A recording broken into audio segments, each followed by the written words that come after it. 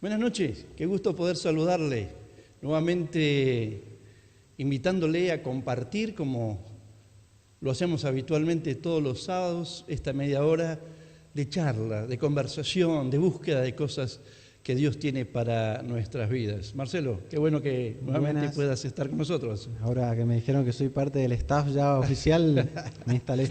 Ya estamos a punto de firmar el contrato. Sí, tenemos que llegar los términos y condiciones.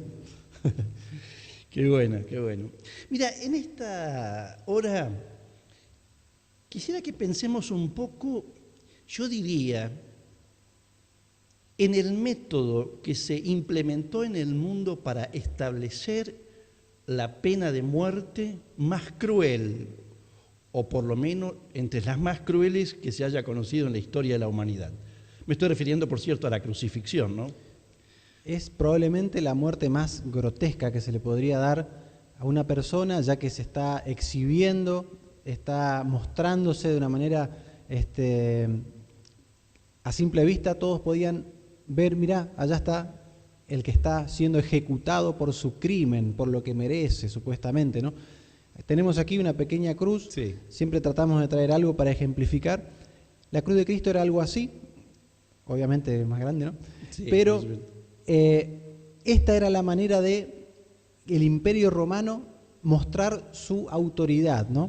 Era la forma, como decíamos, más cruel de darle fin a una vida que para ellos era o un criminal o alguien, un revolucionario que quería ir contra el imperio. Lo llamativo es que eso no aplicaba para los romanos, ¿no? Exactamente, ¿no? Era tan cruel la muerte de alguien que era puesto sobre una cruz, que era un ciudadano romano, por grande que haya sido el delito que hubiera cometido, nunca terminaría sobre una cruz.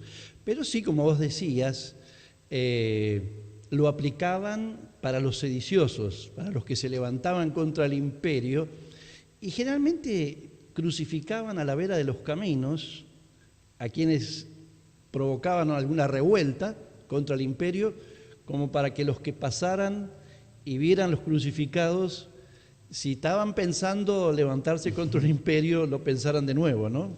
Exactamente. Era el peor castigo que se podría imaginar en su momento, ¿no? Sí. ¿Qué le parece si hablamos un poco lo que pasaba antes de ese momento culminante? ¿Qué se le hacía antes de ir a la cruz a un reo o a una persona que estaba condenada a la cruz? Sí, había un protocolo. La palabra protocolo se ha hecho famosa en estos días a raíz del coronavirus, ¿no? Muchos no sabíamos bien de lo que significaba, ahora sí lo sabemos. Había toda una serie de pasos que ya estaban marcados antes de que la persona condenada fuera clavada en la cruz. Primero se la azotaba. Y fíjate vos, era tan cruel la manera en que se golpeaba, se castigaba al condenado, que tenían marcada una cantidad de azotes para que no muriera allí mismo, ¿no? Luego debería cargar su cruz, el condenado, hasta el lugar donde finalmente sería clavado sobre la cruz y esperaría la muerte, ¿no? Y que es ese proceso que tenía que transcurrir antes de la crucifixión, justamente lo que hablábamos antes, ¿no? Esa exposición no se hacía escondido allí en un lugar, sino que la idea era que esta persona que estaba condenada a la peor de las muertes tenía que atravesar la ciudad, tenía que ser visto por todas las personas y sufrir esa humillación. Es por eso, ¿no?, que llama tanto la atención que Cristo haya tenido que vivir ese momento tan difícil, ¿no?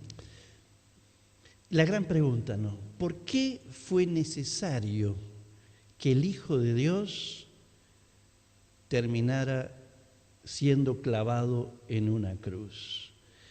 Y tiene que haber una explicación lógica y razonable para que el Padre expusiera a su Hijo Jesucristo a padecer semejante sufrimiento.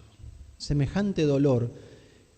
Obviamente, lo que todos ya deben saber, ¿no?, la persona era clavada a la cruz, en sus manos, en sus pies.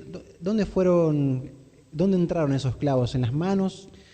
¿En la muñeca? Sí, no se sabe bien. Algunos dicen que los ponían en las manos, otros en las muñecas, entre los huesos aquí, para que al colgar el cuerpo sobre la cruz no se rasgara la mano y pudiera soportar el peso. Algunos todavía sostienen que asimismo se le ataban los brazos sobre la parte horizontal, digamos, de la cruz para que no se rasgara la mano y cayera la persona, ¿no? Exacto.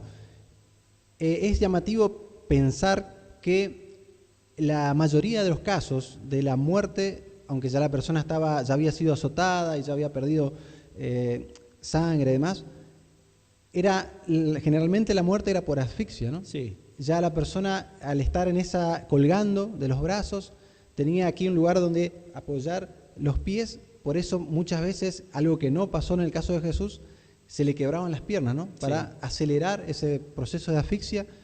Era, una vez más, una muerte absolutamente espantosa, pero que, yendo un poco a la pregunta que usted nos hacía, ¿por qué fue que Cristo estuvo dispuesto y tuvo que ir a la cruz? Es justamente la paga de nuestro pecado, la paga de nuestra maldad. Jesús estaba crucificado en medio y tenía dos acompañantes, dos criminales que estaban a un lado y al otro. Sí. Y ellos mismos, uno de ellos, supo en ese momento reconocer: nosotros estamos pagando por el mal que hicimos, pero él es inocente.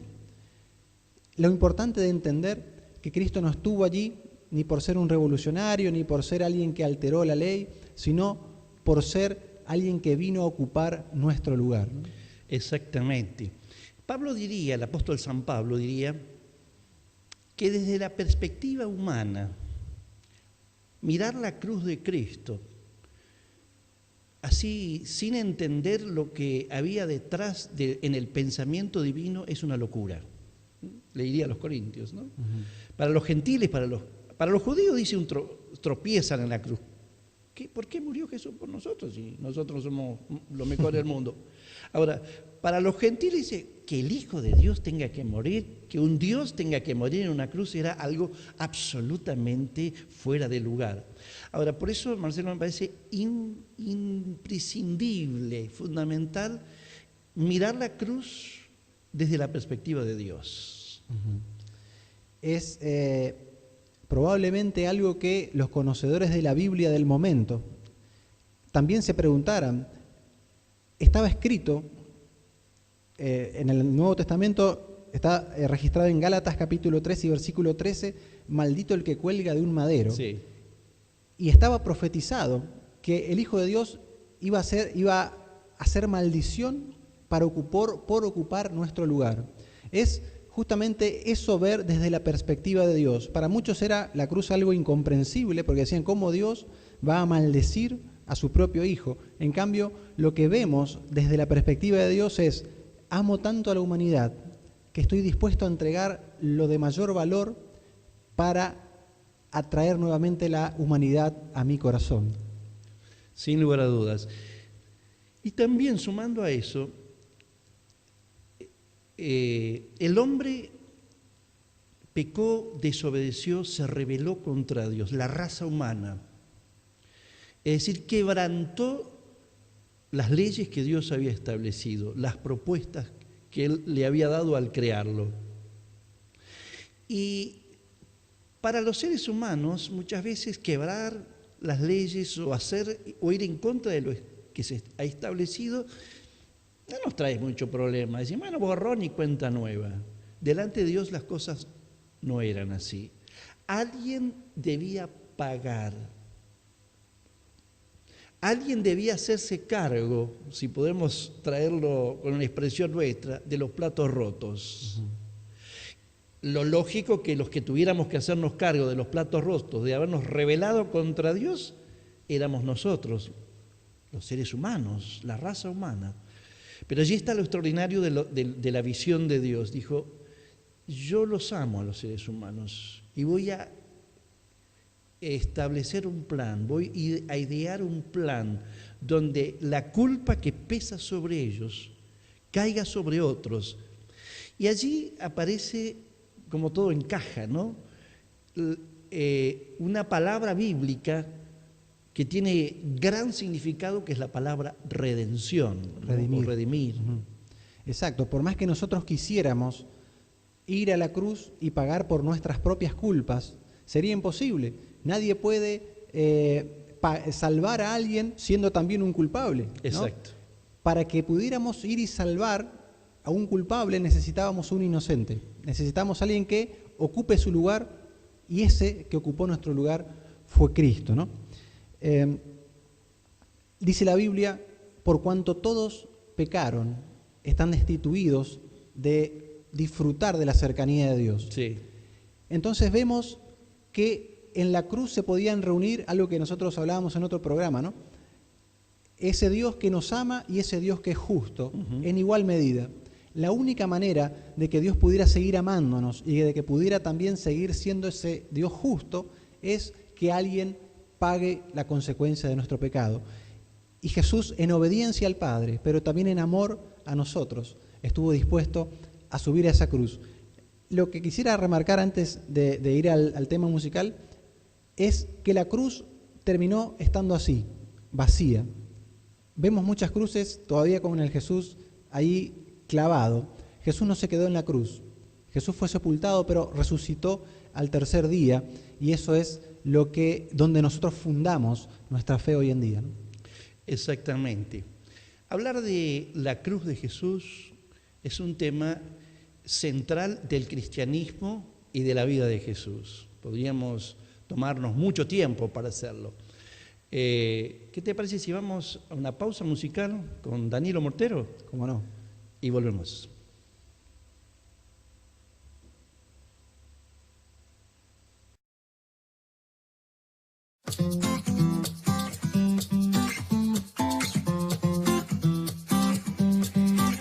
Me has enseñado a ver la vida en libertad, me has dado una nueva identidad, pues todo tú lo has cambiado, todo tú lo has cambiado. Tu amor quitó el temor, ahora tengo paz, ya no hay oscuridad, vivo en tu luz, pues todo tú lo has cambiado, todo tú lo has cambiado. Me diste vida, cambiaste el llanto en alegría, me diste luz a mi día, todo lo has cambiado. Y no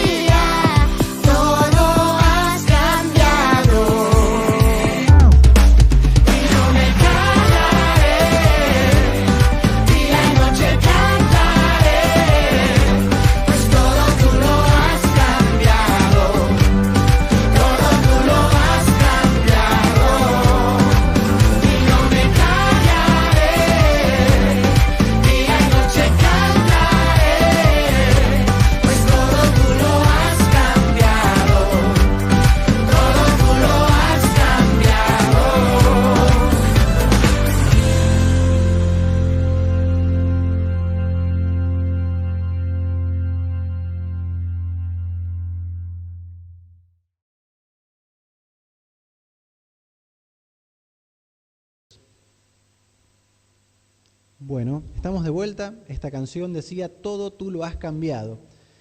Y es literal, ¿no? La cruz de Cristo, la vida de Jesús fue un antes y un después, incluso hasta cuando vemos el calendario, ¿no? Antes y después de Cristo. Bien, lo que nosotros quisiéramos abordar es algo que escuché hace un tiempo de un famoso predicador y que me llamó bastante la atención. Nosotros podemos predicar o hablar de parte de Dios de muchas cosas, ¿no? Muchos temas, hablar de valores, de aquellas cosas que son buenas, y eso es importante.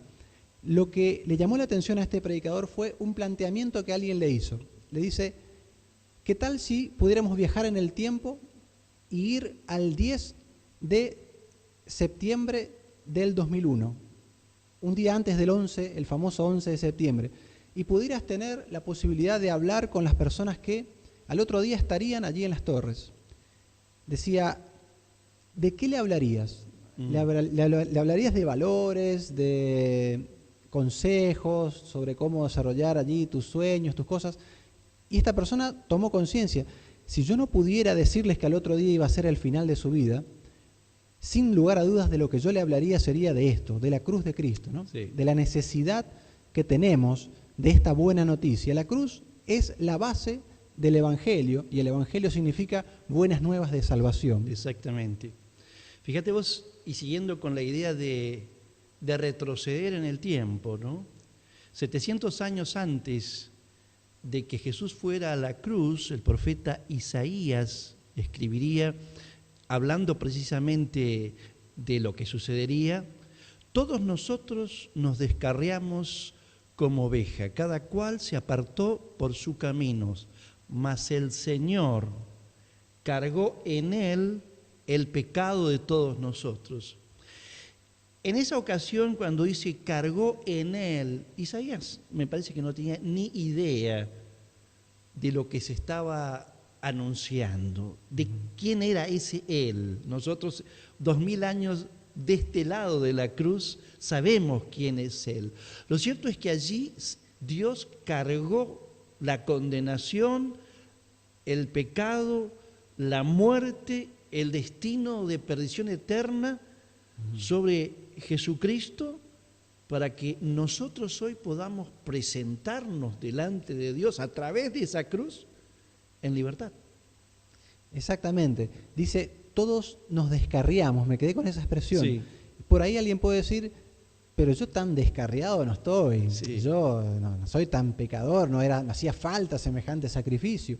Sin embargo, lo que debemos llegar a entender o interpretar de aquello que la palabra de Dios nos dice, es que para Dios está en la misma lista de el asesino, está el idólatra, aquel que tiene otra cosa en primer lugar, en lugar de Dios. Que para Dios, en el Antiguo Testamento se decía, no matarás. Pero allí en el Nuevo Testamento, cuando Jesús predicaba, él decía, si alguien piensa mal contra su hermano, ya es culpable. Sí.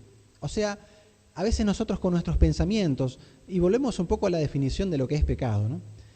Nosotros realmente debemos entender qué es pecado delante de Dios, y por ahí las escalas son distintas a las nuestras, ¿no? Sí.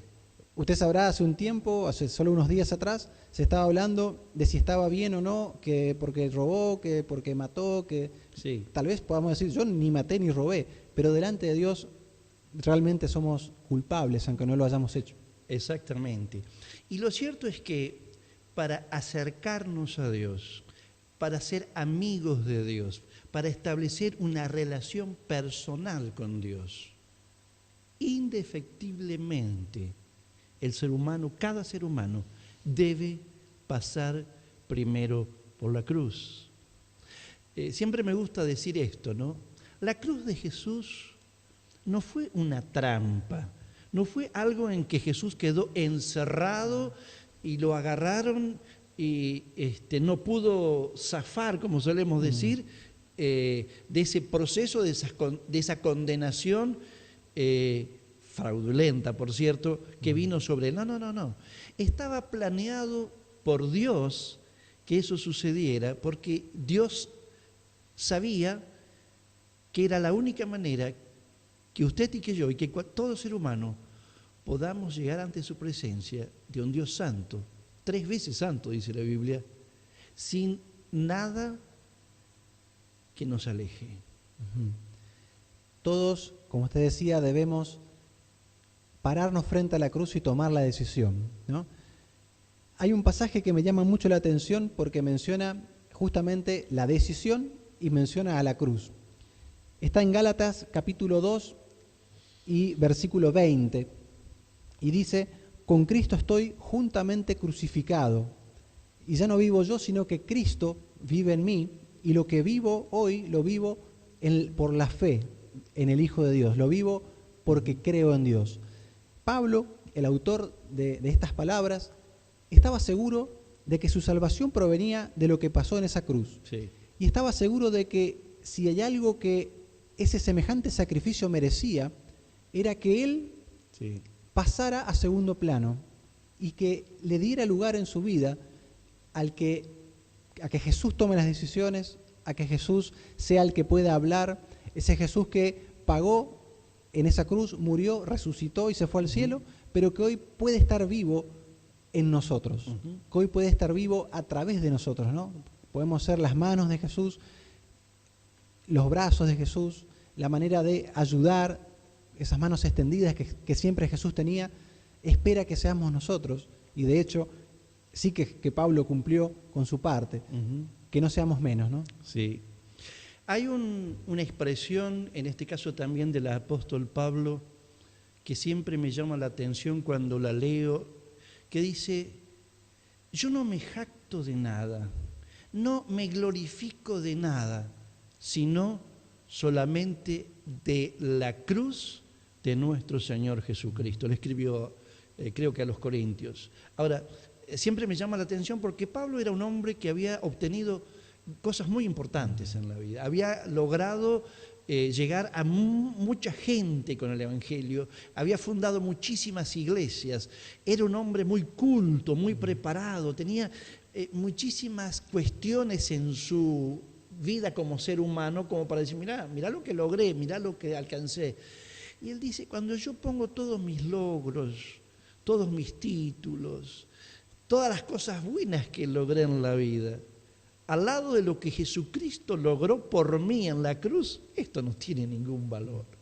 Porque es allí, precisamente, en ese lugar, donde encontré el perdón, donde Jesús me dio la paz, donde pude descubrir que Dios me ama, que a Dios le interesa mi vida, pude encontrar la paz interior y descubrir que no soy ni un accidente ni una casualidad en esta tierra, sino producto de un Dios que me formó, me creó y me compró de nuevo para tenerme cerca.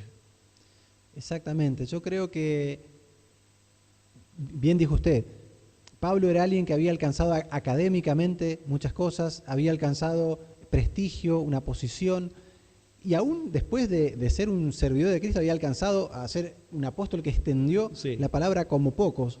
Pero todo eso yo creo que lo dejó de lado porque llegó a entender el valor de esa relación con Dios. Sí. Llegó a entender que por creer en Jesús, por creer en la cruz de Cristo y lo que obtuvo allí, se volvió un hijo de Dios. Y tener a Dios como Padre es algo que no tiene precio, que no tiene comparación. Hay un dicho popular entre nosotros que es: yo no soy el dueño del mundo, pero soy el hijo del dueño. Poder contar con la ayuda de Dios, poder contar con el respaldo, poder tener el sustento cuando estamos por caer, cuando caemos, que nos ayude a levantar. Exacto. No somos perfectos, seguramente vamos a cometer errores y tener fallas, pero lo importante no es no caer nunca, sino siempre volver a levantarnos, siempre tener a Dios al alcance de nuestra mano.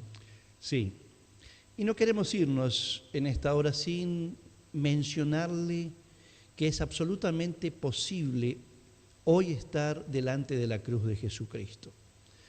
No nos alcanza el tiempo ahora para mencionar la actitud de muchas personas que pasaron frente a la cruz cuando literalmente Él estaba colgando en esa cruz. Lo cierto es que hoy espiritualmente porque este mensaje tiene un componente básicamente espiritual. Podemos y debemos ir a la cruz y reconocer allí la necesidad de que Dios nos perdone, la necesidad de ser limpio de nuestros pecados, de creer que el precio fue pagado en la cruz por el sacrificio y sencillamente, por tal motivo, recibimos el perdón, la relación renovada con Dios como un regalo, porque otro pagó por nosotros. Y yo le aseguro, porque fue mi experiencia y la experiencia de tantísimas personas, que esto que puede parecer una locura para muchos, para quienes nos acercamos a la cruz con este sentido, termina siendo algo de trascendental significancia y poder en la vida. En cosas muy concretas, el sentir el perdón de Dios, sentir el amor de Dios, sentir la cercanía de Dios como nunca la percibimos, después de que esa mochila que tenemos sobre nuestras espaldas, la ponemos en el lugar donde Dios quiere que esté. Le invitamos ahora a que nos pueda acompañar en esta oración, si acaso desea ir en esta noche, no a una cruz física, de metal, de madera, sino espiritualmente a la presencia de Jesucristo, pagando por nosotros. Acompáñenos en esta oración. Jesús, gracias por haber estado dispuesto, siendo Dios, a venir a esta tierra y cumplir el plan elaborado con el Padre de pagar por mis culpas y pecados. En esta noche creo en el mensaje que dice tu palabra que acabo de escuchar, que allí pagaste con tu sangre, con tu vida, por todas mis maldades. Y tu palabra me dice que al depositarlas en esta oración, todas ellas, esas culpas son borradas. Y soy limpio. Y todo lo que yo ofendí a Dios es quitado de mi vida. Te recibo, Jesús, como aquel que ha muerto, que ha pagado por mí, pero que ha resucitado, que está vivo y que reina para siempre. Aún, Señor, que en esta noche el poder que emana de esa cruz, en la cual estuviste hace 2000 años, se extienda ahora sobre quienes hemos estado levantando esta oración para traer sanidad en el alma, traer sanidad en el cuerpo, traer completa restauración en nuestras vidas. Oramos, Dios poderoso, en el nombre de Jesús de Nazaret. Amén. Amén. Quisiéramos animarle, si usted ha hecho esta oración de todo su corazón, al final del programa que vamos a estar emitiendo ahora, va a aparecer un número de WhatsApp. Envíenos un mensaje. Estamos con mucho gusto dispuestos a orar juntos y a seguir hablando de este Jesús tan poderoso que hizo tanto por nosotros. ¿Nos vamos, Marcelo? Bueno, una vez más, nos vemos el próximo sábado. Exactamente. Reciba un fuerte abrazo.